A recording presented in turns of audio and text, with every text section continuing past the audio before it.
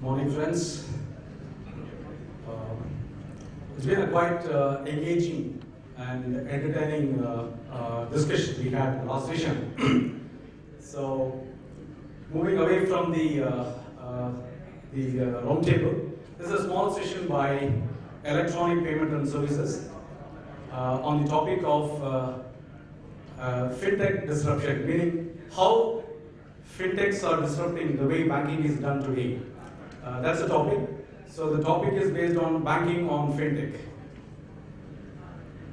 A brief introduction about electronic payment and services.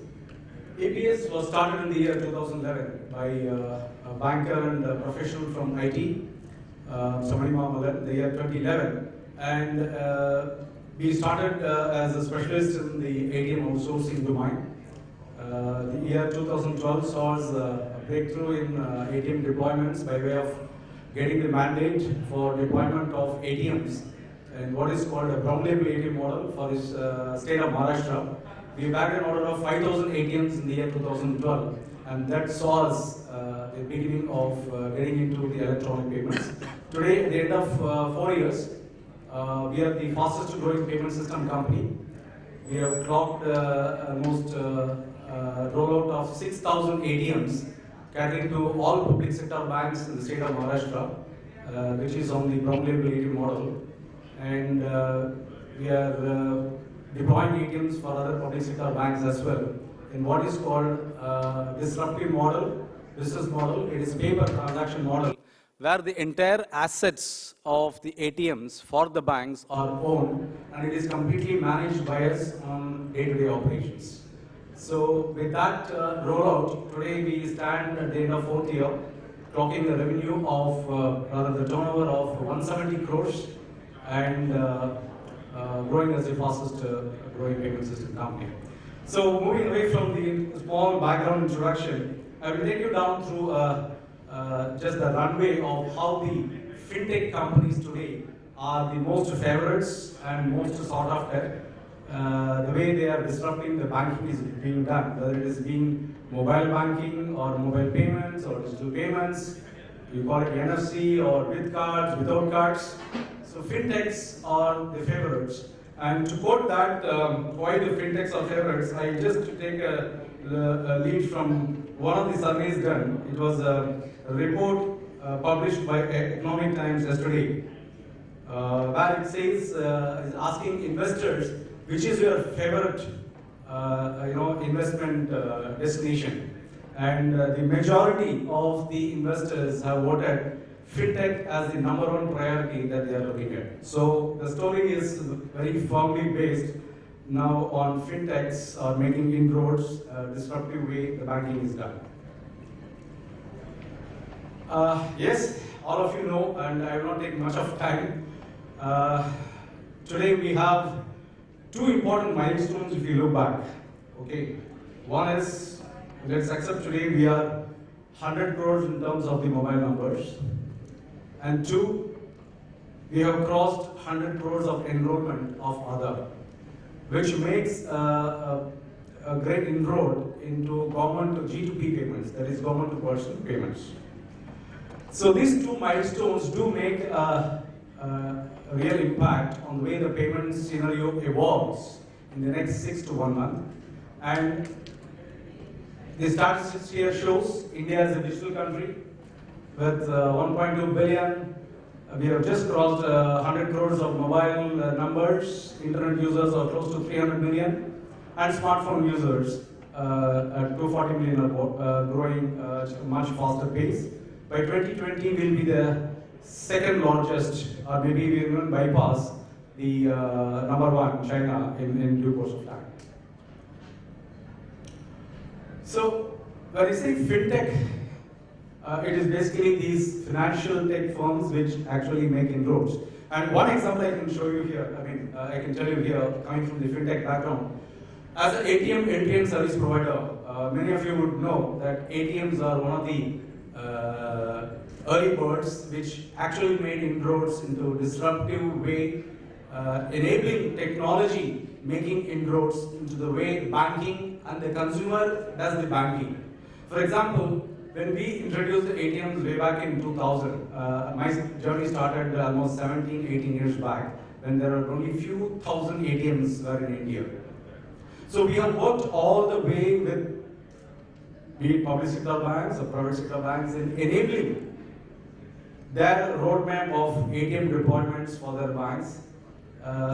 In a way, I can tell you today, which is actually happening, many of the millennials who are just coming out of college, who are just into the job, very few of them vouch that they have ever been to a branch. Many of them have grown actually doing a transaction once they get a debit or an ATM card, and with that, the first entry into the branch, they never, they say I've hardly ever been to the branch, which shows that the way that technology has enabled the way consumer does banking and the way they have disrupted even the banking is done. Because through the ATM, the brick and mortar has become, I will not say redundant, but it is becoming redundant. So, technology disruption, the way it has done in the past, today the mobile banking, you saw the panelists here talking about the mobile payments, the digital transactions, the situation is totally different now. Today we are at an inflection point. The inflection point in terms of even the regulators have really woken up and said, yes, there are these licenses for even the telcos, enabling them to be a payment banks. So the ecosystem have changed over the years. When I started coming into the banking, retail automation way back in 2000, it was just evolving. And today, just 4 to 5 years, you have so much of disruption happening in the payment industry, which is not happening anywhere in any other industry. That is why the fintech firms are the much favored for the investors.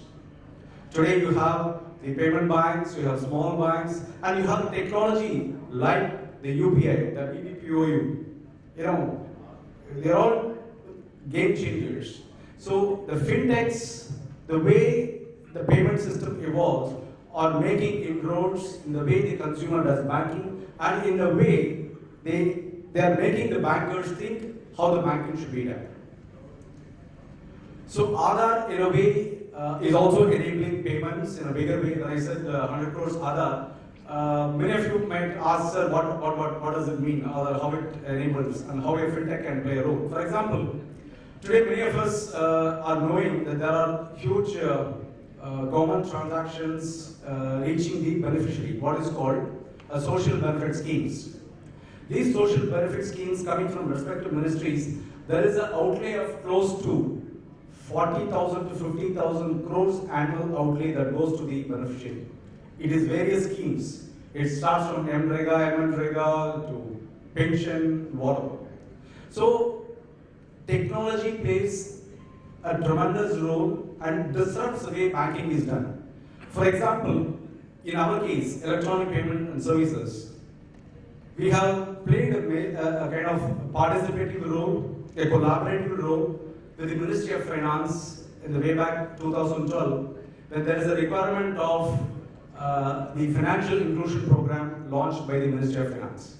So what happened earlier, the beneficiary, the government social benefit schemes, that there is so much of outlay, cash has to go to the beneficiary, will go through a common man, a middleman. And at the end of the day, the beneficiary will not get the payment at all. And beneficiary will not know whether he is a beneficiary at all. That is a different point here. So by enabling technology, the Ministry of Finance came out with a program called, why not we include the common man or the beneficiary into the banking system by enabling him, giving him a core bank account and a debit card. So they called the bankers and said, if you start deploying ATMs in the remote areas, I'm talking about tier 4, 5 and 6 cities, where today as electronic payment services, we have deployed more than 1/4 of our ATMs in the remote, in the villages, tier 4 to 6 cities. So what happens is the beneficiary got the core bank account, the ATM card, and banks have been asked to identify where to put the ATM. So the ATMs have been populated through a tender, a common tender, So service providers like us have deployed machines in thereby cutting down the middlemen's and the broker's commission, and thereby today the government benefit scheme directly reaches from the ministry, respective ministry, to the beneficiary without any common man, without any intermediary, instantaneous, real time, online. So this is one simple example of how fintech can play a major role. Today you might say, so ATMs, fine, what next? Fine, this is an evolving industry, right? Payment systems is an evolving industry. But then, as my colleague earlier said, physical infrastructure need to be there, right? There has got to be not just fallback, there has got to be availability of infrastructure channels, retail infrastructure channels. So, fintechs have a major role to play in the payment systems, be it e-com, be it the payment system players, and that's why today when I touch base on when you look at the Aadhaar do play a major role in enabling payments for these beneficiaries and to the common man and for the financial inclusion program on the whole.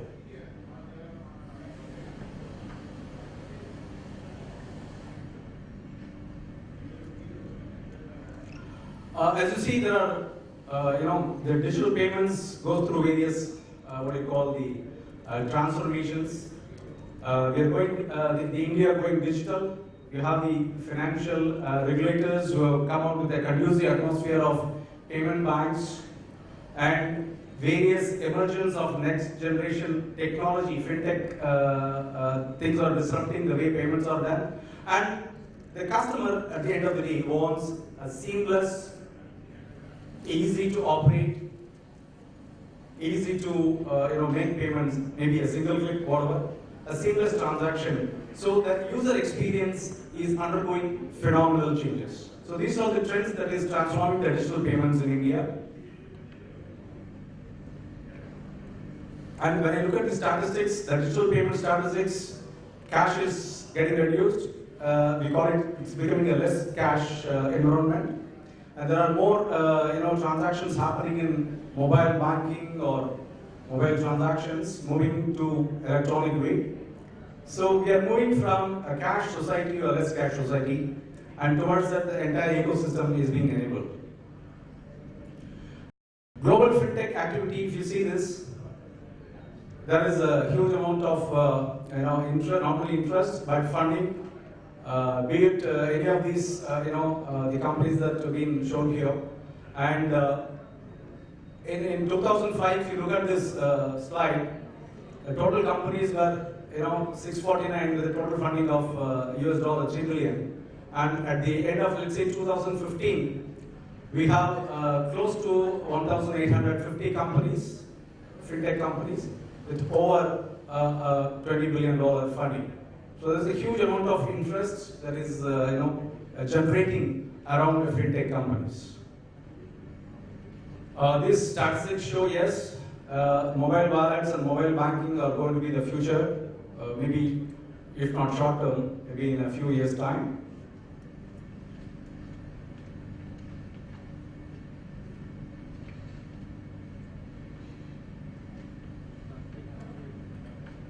So as I was telling, like your digital environment, solving the real problem is where the challenges are being addressed by these today's fintech companies. A seamless customer experience is the end result, but starting with the challenges, they look at the challenges and how technology can solve these problems, keeping it simple and making the innovation through technology and enabling the common man through a seamless customer experience to do a simple payment transactions. If you look at the global scenario, if you look at the kind of companies I have put, it will be very interesting if you look at the background. Over 40% of the companies that were on the top of Fortune 500 in the year 2000 were no longer in 2010. And I'm sure the list is yet to publish in 2015. You could hardly find even a few numbers in single digits. Today you have companies, I can name the global companies like Uber, Airbnb, the Skypes, the Facebook, the Netflix are all making inroads into the payment hub, including the Apples and the Googles. And none of them have real infrastructure in the space that they operate in. And they use only technology to enable the digital transactions to happen seamlessly for the customer. The new age banking, yes. Today, India, thanks to the Jan Dhan Yojana, again, there is a financial, inclusion program by the government. The whole scenario is evolving, supporting the payment industry, I can say. Government, by enabling the Jan Dhan Yojana and various schemes, by making the common man or inclusion programs and issuing so many cards. So my colleagues earlier were saying that the accepted infrastructure today is not that much available. Yes, today the accepted infrastructure, let's face it, is not to the tune of what has been there in the cards. The cards outgrow much, but the accepted infrastructure is still low. But with the next evolving technologies like the mobile banking and mobile transactions, I'm sure we will face the challenges of this accepted infrastructure. Though we may not write off the physical infrastructure, that will go parallelly. And the new age banking definitely will define the various fintech companies making inroads into the banking and the way the consumer does the banking today. I had touched base, and one of the important factors here is again one of the government's the largest network. The India Post have been given the post of the payment bank's license, and I'm sure with my colleague and the other bankers sitting here, there is a lot of learning curves being done, learning curve being taken from the existing knowledge base, and one of the largest network of India Post will be shortly converted into payment banks, and that will define a lot of fintech companies, the role they get into the how the payments is being done, and ensure that today the seamless transaction of money transfer will happen. So there are many things that the fintech companies can disrupt the payment scenario. That will evolve based on the UPI that is coming into play. So still the UPI by themselves are taking right now only the banks. But as we move on, I'm sure the fintech companies will also play a major role, partnering with the banks, and this in a way enable the money transfer, and businesses like India Post will undergo a huge change, and this will touch the rural, the areas of the India where even the banks, the brick and mortar, or even the mobile banking could not be done for the reason there cannot be availability of power or even connectivity. But given the disruptions happening in the fintech space, I'm sure the India Post payment banks will make inroads and enable a financial transaction or a non-financial transaction to happen from the rural side. As I said, a small background about electronic payment. We are a company started in 2011, and today at the end of close to 5th year, we are growing as the fastest payment system company. We are funded by Avishkar and EPS Partners, and we recently got in principle approval also to launch mobile wallet. So from cash, we are also getting into non-cash or less cash or digital payments. So with so much traction and things happening in the payment system, this is a very interesting space to be in, and the whole ecosystem is favoring the payment industry as of now, both from the bank side and the regulator side. This slide shows some of the top 10 investments in the last 1 year. A couple of leading companies are also given, and you can see electronic payment is one of the top 10 funded fintech stars in India, with close to, actually it is $35 million US, which we received just a few months back. And with that, I just would like to, close the session. I will not take much time.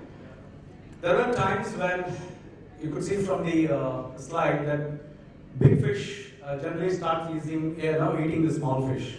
But today, the scenario is changed, has already changed. The small fish are taking on the bigger fish. And I would like to leave a thought process here to my distinguished delegates here. The takeaway is the fintech are making inroads, disruptive inroads into the payment ecosystem. It's only the question of how they make inroads into the customer's seamless transaction by making anytime, anywhere, anyhow payments. I'll just quote from one of the very interesting quotes in the payment systems coming from a banker. I could see it, the mobile payments absolutely displacing plastic card. I'm not talking in 10 years. We were talking in a much shorter period of time than that. And it's coming from the CEO of Anne's Greenway Bank. One other interesting quote which I would like to mention here, which is of a thought process, probably you can take it. It's a mind share. Banking is necessary, but banks are. I leave the quote open. I'll again leave this, very important. Banking is necessary, but banks are. I'll just leave it open. This is a quote coming from Bill Gates way back in 1994 and quoted by, in recent one of the conferences just a few days back, by Deputy Governor from the bank. So the floor is open for the fintech disrupting the payments, and it's for the call of how they make it inroads by using technology as the backbone and making a seamless transaction for the consumer. The parting note, yes, my friend has suggested, Rajesh Dudu, rather indicated, the Google BCG report says by year 2020, India will have 500 billion US dollar electronic payments. It's a huge market, and so the ecosystem is there for all the players. And today, the fintechs are the most sought after because they make the difference in the way payments and banking is done. With that note, I will take this opportunity to thank the organizers and thanks to delegates. If there are any questions,